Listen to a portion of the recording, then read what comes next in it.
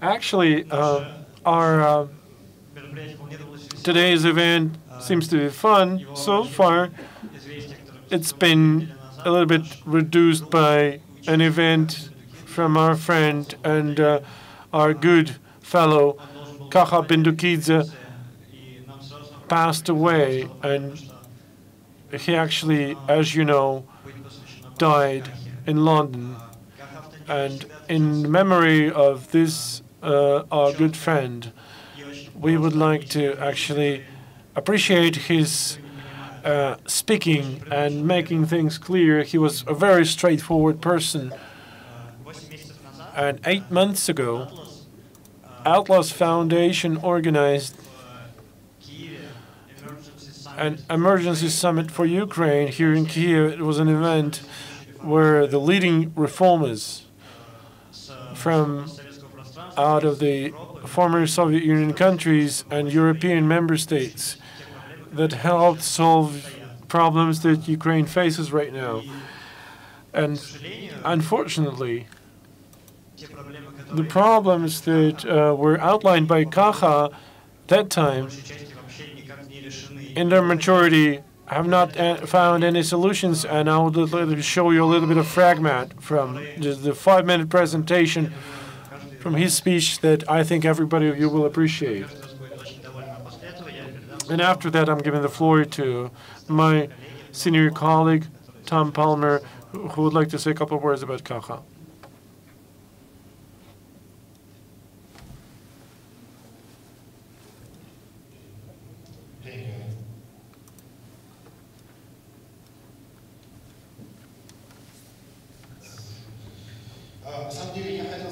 Actually, I wanted to say that here in this room we have not only one star, but 2 rock stars. And in the stage we have Kakha Bendukidze, an author and co-author of very fashionable, I would say, in the former Soviet Union area, reforms. I would like to ask you, ask this person, this star, about how can one make it so that the reforming thing can change lives for better societies, living standards, and to have it aligned with all the best practices. Because the Georgian reforms has shown that this is an ongoing process that is doing better for the people. How can you actually make people infected by this?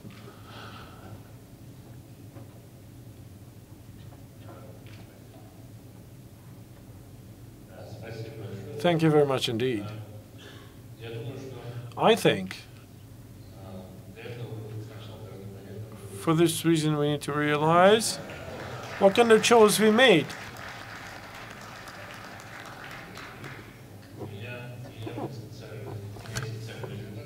I have a specific presentation about it on behalf of the Academy, and you can take a look at it.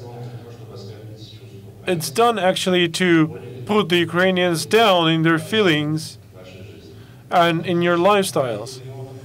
How can you make it? Andrei Illarionov is actually coming back to that part, isn't he? Yes, he is. I think we have to realize that if we keep going like this way, and if Ukraine never dies, it's going to be too late then. And this fear has to go away from your hearts. You've shown that the nation wants something different. Just to shift government. Right now, you need to adjust it. So far, you need at least 3 people to do that. 3 people would be enough to change Ukraine. 1 person can stand ready to put all the people together. Another guy has to be ready for get rid of all the unwilling instances, never thinking about the consequences. And a third guy has to be political. So if you can imagine where those 3 people are, then you can see the change. If nothing like that is seen, then it's bad. And I will refer to these 3 guys in my first instance. I think it's very important that these people would realize that they come here for a little while, not forever.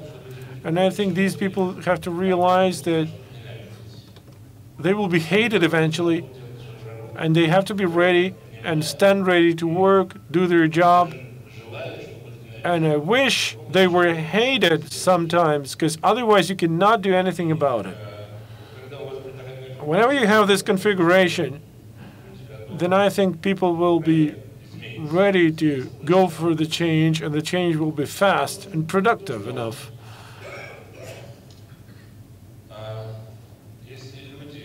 If the people involved in the reform are ready to go for it, and they expect to be chosen, and in case they're not chosen, they have to take it as it is.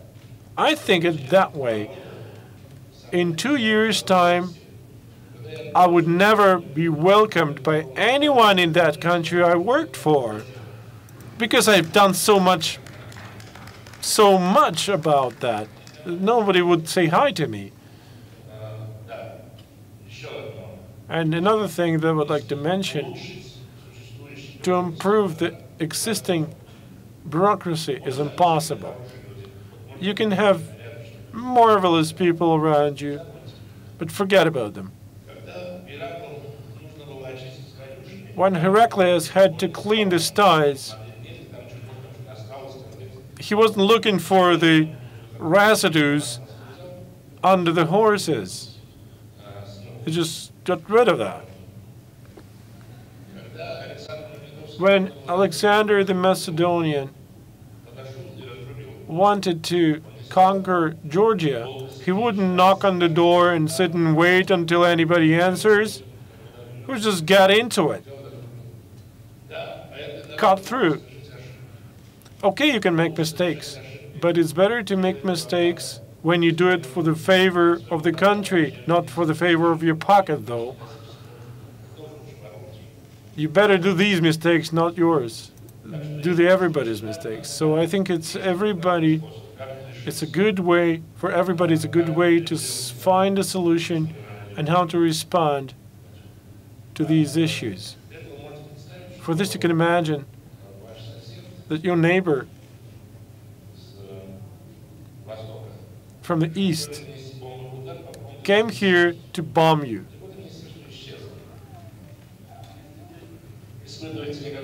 You have such a wicked feeling, like you're facing trouble, but if you can live with the trouble, then it's fine, until it's getting really bad.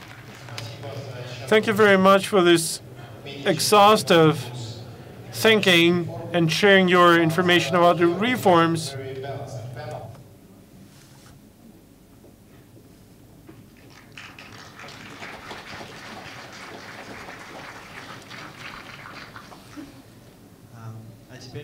And right now I'm giving the floor to Tom Palmer, our guest speaker from the United States, who's known Kakha Bendukidze very well, and he would like to say a couple of words, I'm sure. Thank you kindly, Nikita. Seeing Kakha's face makes me a bit emotional. He was a personal friend, but he was a real friend of every one of you. And I feel sorry you're not able to meet him, to see the gentleness of his character. He had a strong character, but he was gentle also. He helped people to understand things. He was a really great teacher.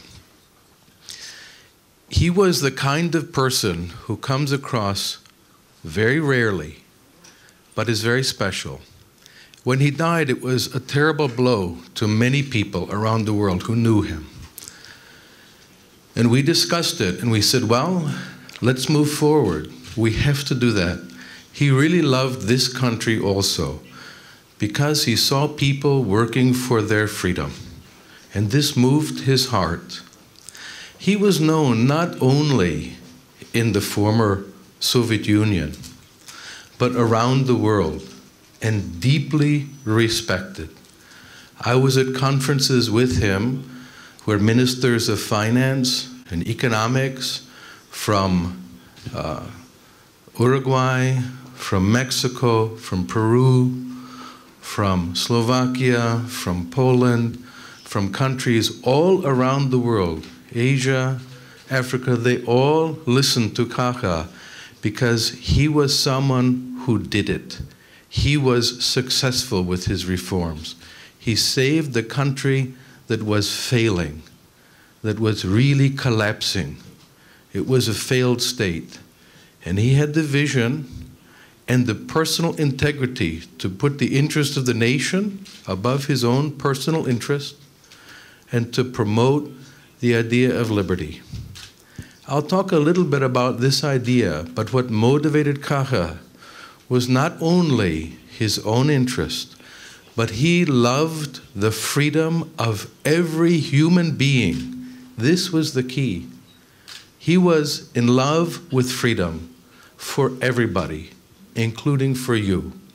And so this conference is dedicated to his memory, the gift he gave to you of loving freedom and being willing to work for a society of equality before the law, the rule of law, and dignity for every human being. This is his gift to you. I hope that you will accept his gift and make it a part of your life as well. And now I hope also this will not be a sad conference, because Kakha was not a sad person. Everyone who knew him knew he was happy and joyous and smiling. This will be a conference of love, a conference of liberty, and a conference of joy for freedom, for Ukraine, for Russia, all the nations of the region. I'm so happy to see all of these bright young faces here. I'll turn it back to my colleague, Nikita. Thank you. Where are you?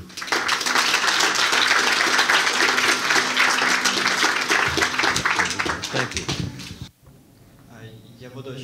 I'm going to be very brief. Right now, I'm giving the floor to our good friend from Ukraine, Oleg Filipasov. He's going to say a couple of words as well. Thank you very much. I was lucky to see Kakha Bendukidze back in 2009, 2010. I can't remember it now exactly. It was a summer school in Odessa.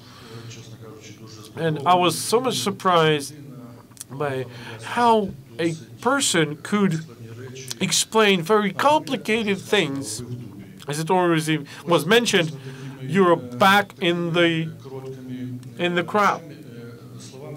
And with very short and simple words, he could explain very deeply set things.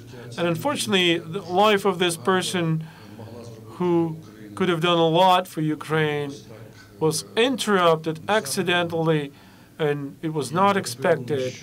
And I'm sure that Ukraine lost a lot from that, since his genius, simplicity, we could have learned and understood a lot and have done a lot.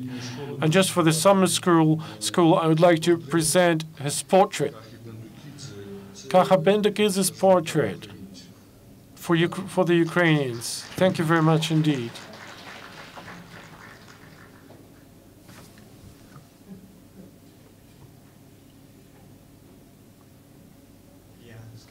Ilya, I'm going to say a couple of words. As one of the Kakha students, he came specifically from Georgia for this event. Just recently he came over. Actually, I wasn't ready to stand and speak right here about Kakha. Moreover, it's a bit complicated to speak about a person who was not a relative, but to have been the father for yourself. If you make it straightforward, please. For the first time, I met Kakha when I was as a freshman in the university, and I remember having a meeting with students, and I was sitting there in the audience, And the lecture at the end of the day grew into polemics between myself and Kakha, because for 15 minutes I had to stand and withstand what he was talking about. And then in around 20 minutes after our discussion, he asked me to stay after the lecture, and now I'll continue talking to you, he said. And Kakha, every lecture of his was unusual in its sense. He was talking reverse things upside down. He said that a person is an irrational thing. Let's manage people. Let's tell them what is right and what's wrong. Because we know drugs are bad, but let's say that drugs are bad to everybody. Let's put together some smart people who will be ready to manage the others and tell people what's good and what's bad. And for 30 minutes I was resisting to that, and at the end of the day I had to confess it. At the end of the day it finished with my confession. Actually, every person who's willing to learn something and eager to do that and eager to make other people do it is a tyrant. And most importantly, when Kakha told me, a person always resists to all the tyrants that try to impose their thinking and their ideas of life. It was his first lesson ever, and I think it's one of the major ones, though. And I think the project that he founded in Georgia, this University of Freedom, when he was asked, why did you decide, after all the politics, to found this kind of an institution?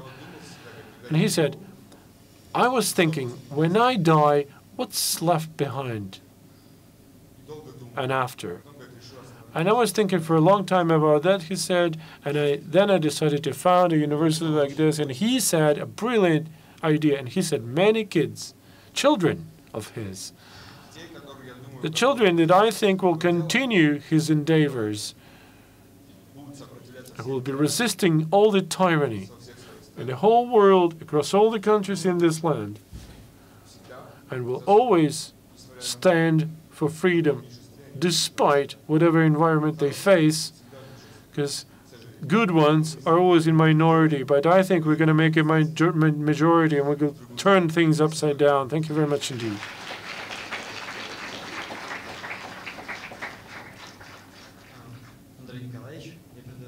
I'm giving the floor to Andrei. Can I speak in sitting? Good morning.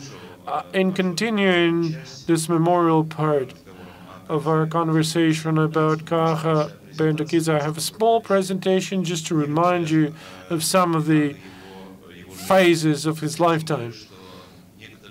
Moreover, some of them were really came across, and some of the pictures will be there as well.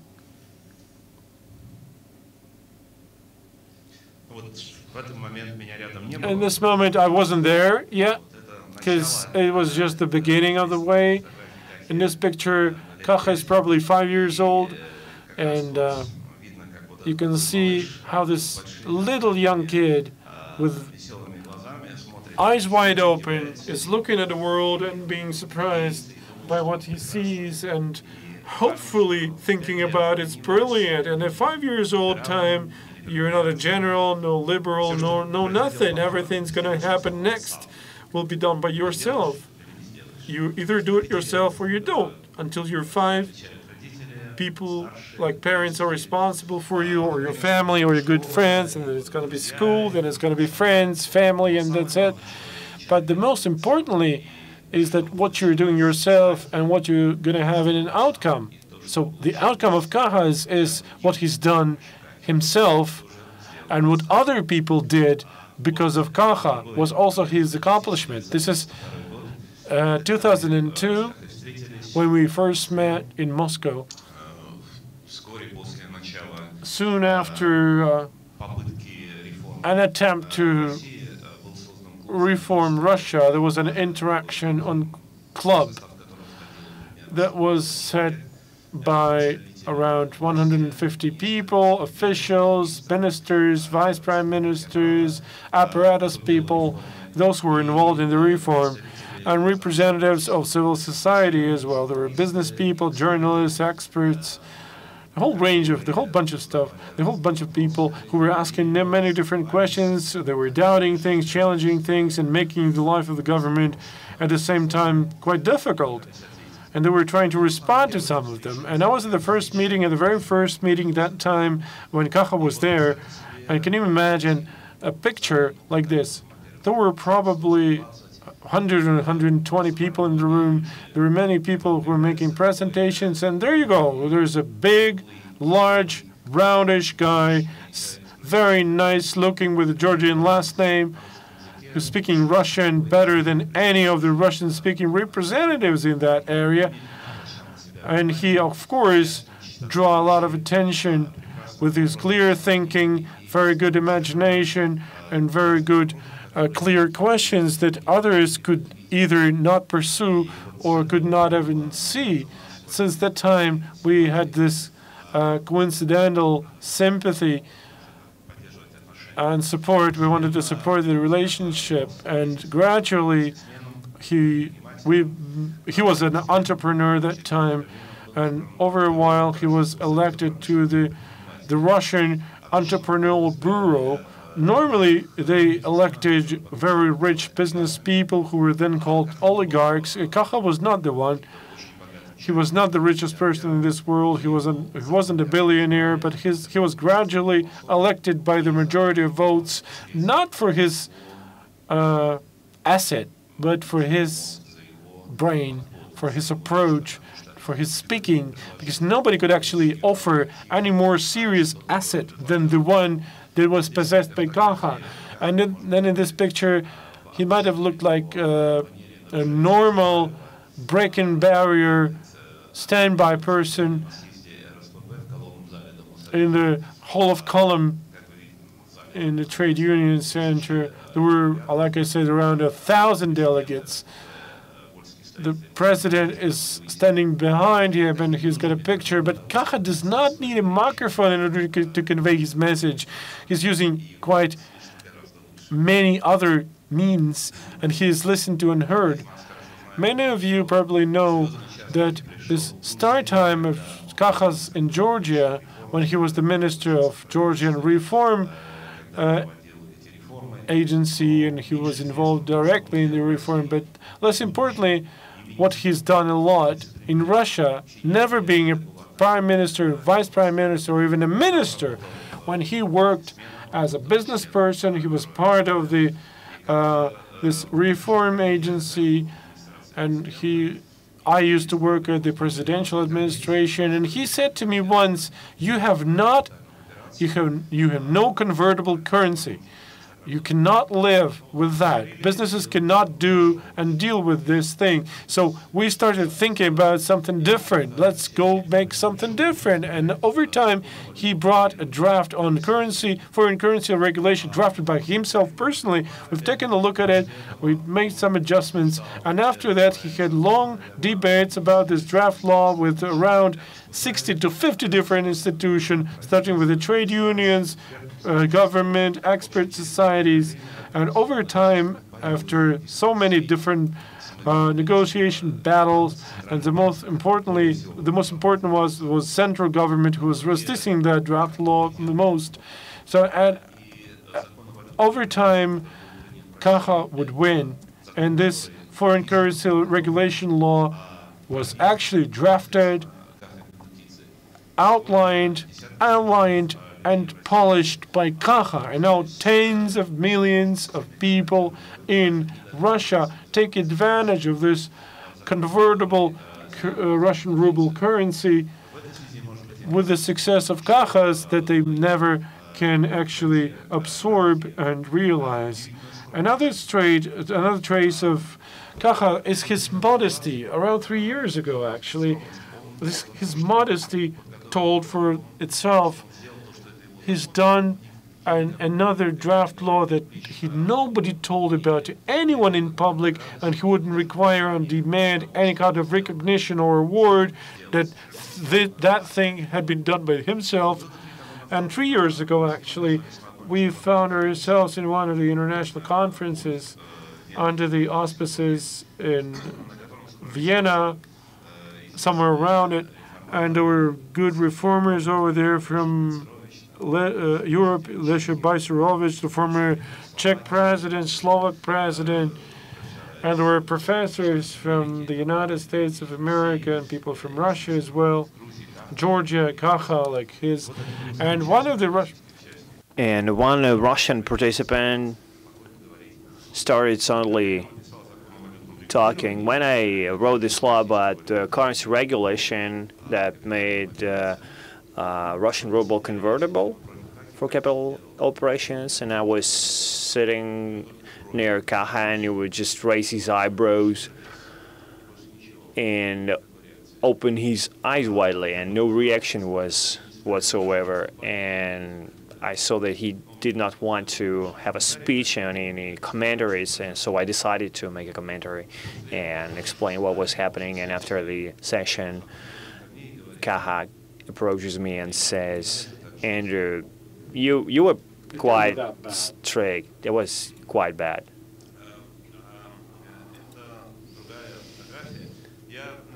It's another photo. Kakha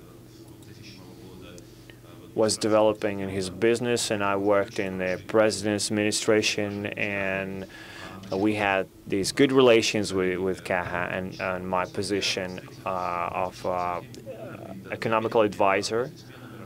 I wrote about businessmen working in Russia, both foreign and Russian businessmen, and everyone who came there asked for something, for himself, for his company, for his business, this or that.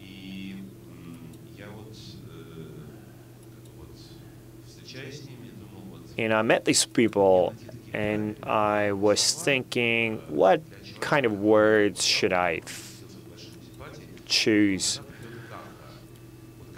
When Kakha comes to me, how should I explain to him that you don't need to ask, because business is business and relations are relations. And despite our good relations, I will not be able to do anything. So I was looking for these words and couldn't find anything, any nice words that would not hurt his feelings. And I spent 4 years choosing these words, because when he came, he asked nothing for himself, for his business, and he didn't have any hint that he wanted the government to help him. He was the only one, I think, partner from business who worked in Russia, who held this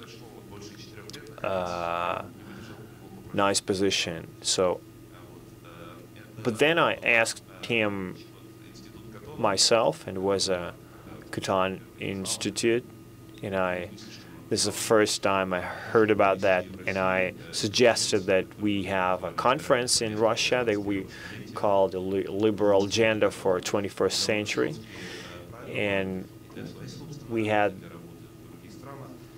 these strict rules for this institute, and they have a rule when they have the conference in a foreign country, they have 50-50 financing. So I approached to RSPP and Kakha with an offer if the entrepreneur union will support us in this conference, including financially, and Kakha said, yeah, sure. And then he thought for a while, and he said, RSPP? Okay, they will not support it. I will do it. So he did. and he said supported financially in terms of organization and program creation. This conference that took part in April 2014 is probably the best conference for the last 2 decades. You see Kakha in second row in this photo. And Mr. Harburger is on the first row. He's a very famous person and person who taught these famous Chicago boys, economists who were responsible for reforms in Chile and Mexico and Uruguay. A person who is popular in Latin America, who created a giant school and rose a huge generation of people. This is Ruth Richardson in the first row. This guy from New Zealand, and on this conference he told about rules they took for a National Bank of New Zealand in terms of inflations. And according to these rules, if annual inflation went over 2%, the head of this national bank retired, independent on anything. That means that he couldn't do his job.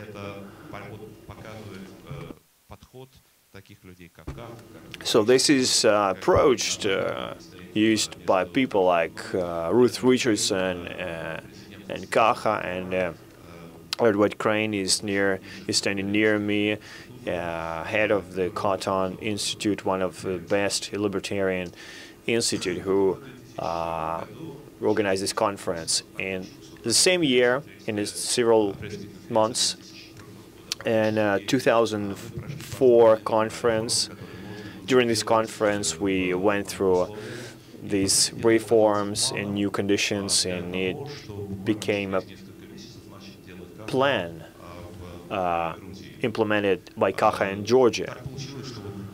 In the year 2000, when I became president's advisor, we discussed who will be a minister of economy. In April 2000, I recommended Kakha Bendukidze.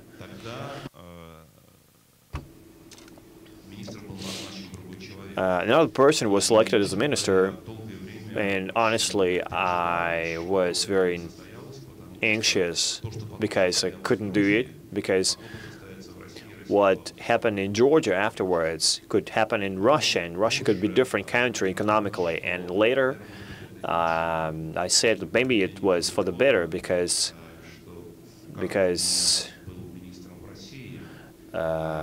fact that Kakha was minister in Georgia and couldn't become a minister of Russia was the best thing. In 2004, in May, Kakha visited one of the economical conferences in Tbilisi, and Mikhail Saakashvili approached him and said, "We have different candidates here and there and different suggestions. What do you think about that? How are we going to do this economical policy?" And Kakha said, "This is nonsense. You have to do it differently. You have to sell everything but your conscience," which became his famous phrase. And Saakashvili proposed to him to become Minister of Economical Reforms and lead economical reforms in the country. And typical for Mikhail Saakashvili, Kakha said, "Well, how much should I think about that?" He said, "Until tomorrow morning." And Kakha called me and said, "I have this offer. What do you think about this?" And said, "You should go for it." And I said, "Well, I already did." What Kakha did in Georgia, what made Georgia a most radical reformer, not only for last years, as the World Bank of Georgia defined this is the best reformer in their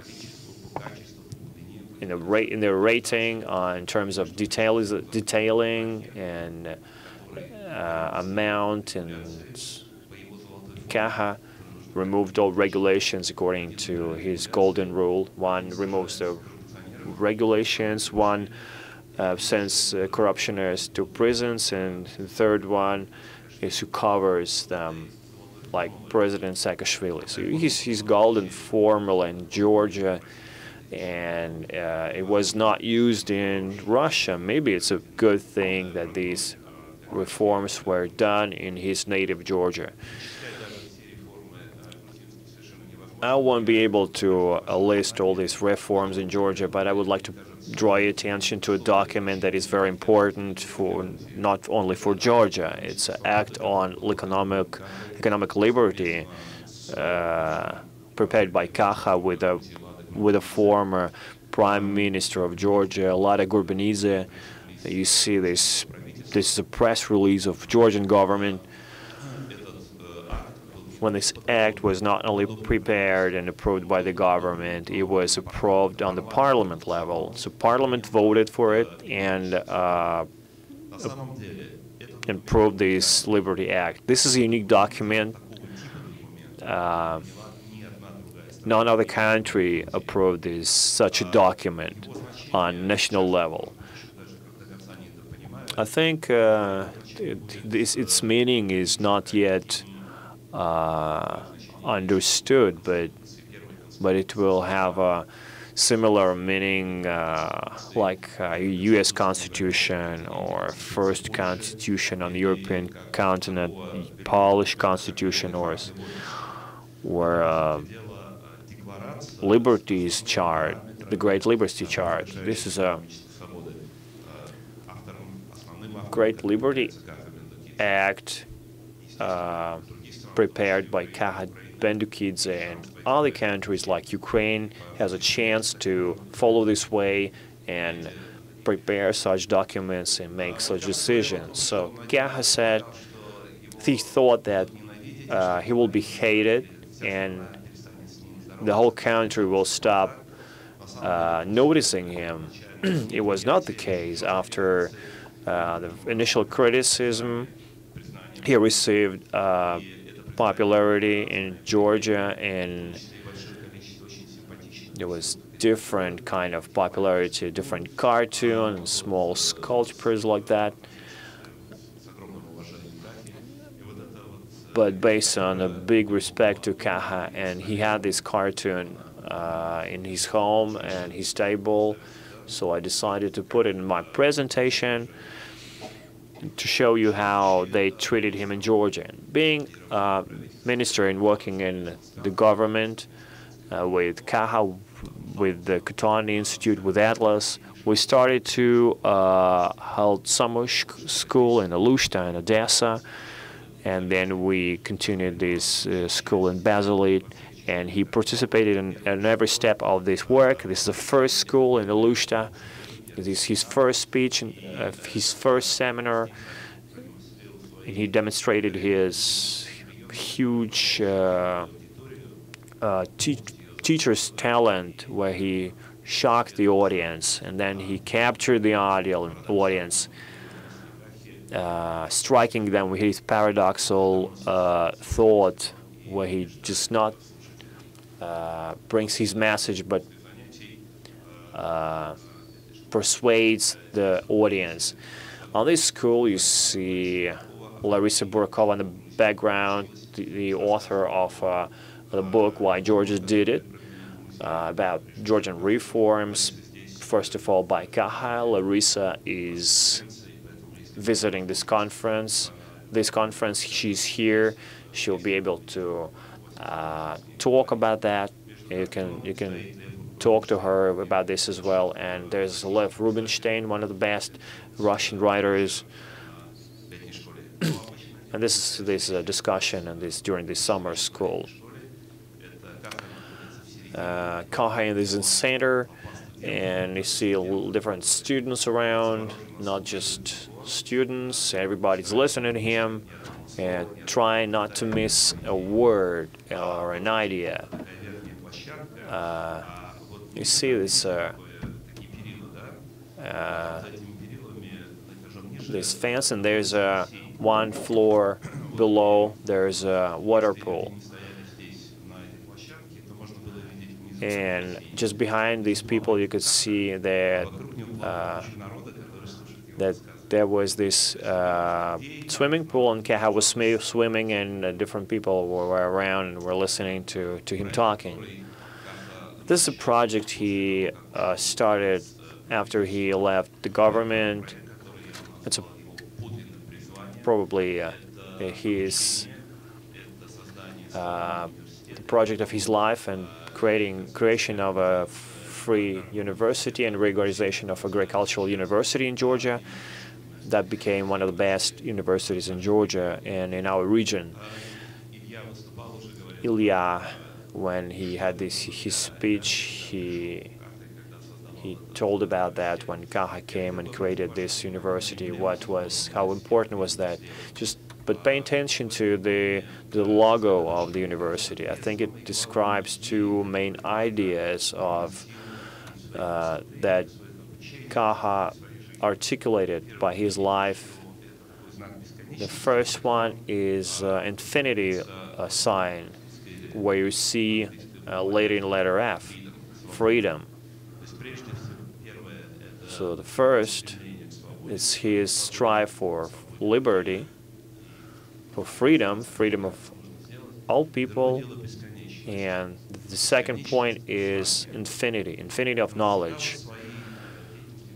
And in his activity, she showed that first of all he wanted to know something new, and it was clear when I met him. He demonstrated what he learned for the past 2 months, and he transferred it to other people. And it's a process of infinitive knowledge and learning. This is his favorite project. You see the logos of this university in his shirt. This is last year he spent in Ukraine, that he dedicated his heart and biggest part of his soul to that, and he became a citizen of the minimum 3 countries, not by documents, passport, not formally, but because he dedicated his life to 3 countries: Russia, Ukraine, and Georgia. He wanted to reach success very much. He wanted Ukraine to do it, and he gave several dozens of lectures, trainings, and he became a very honorable person here in Ukraine. Unfortunately, Ukrainian government did not understand, and they still do not understand what person was here and who gave his assistance. And for all 8 months he spent here, none of the prominent government officials, except for the Ministry of Economy, didn't even think that it was important to meet him. So many people, they sometimes don't understand what great people are around them. This is one of the latest photos. Kakha had several lives. In each of them, he actually made significant success when he was a business person in Russia. This is a period when he was a minister in Georgia. Whenever and wherever he was a real deep thinker and real marvelous person.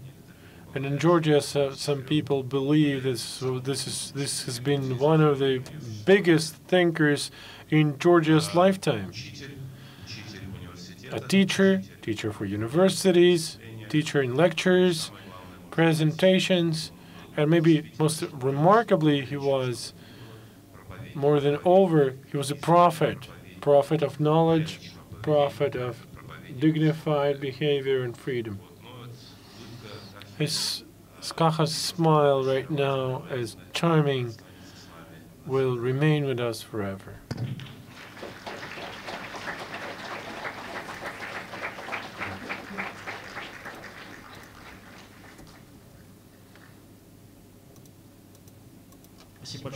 Thank you very much indeed, dear friends, for these very warm words. We have to just adjust to our agenda, how we can continue our today's event. And as part of the organizers, of course, when I learned the news about Kakha's pass away, I felt very deep sorrow. Nevertheless, by seeing this room that is stuffed with people who normally these rooms were stuffed in conferences and meetings with students and closed clubs, because socialist dictators normally would deny such an event. But nevertheless, there are organizations who hold these conferences, Students for Liberty, actually across all the continents.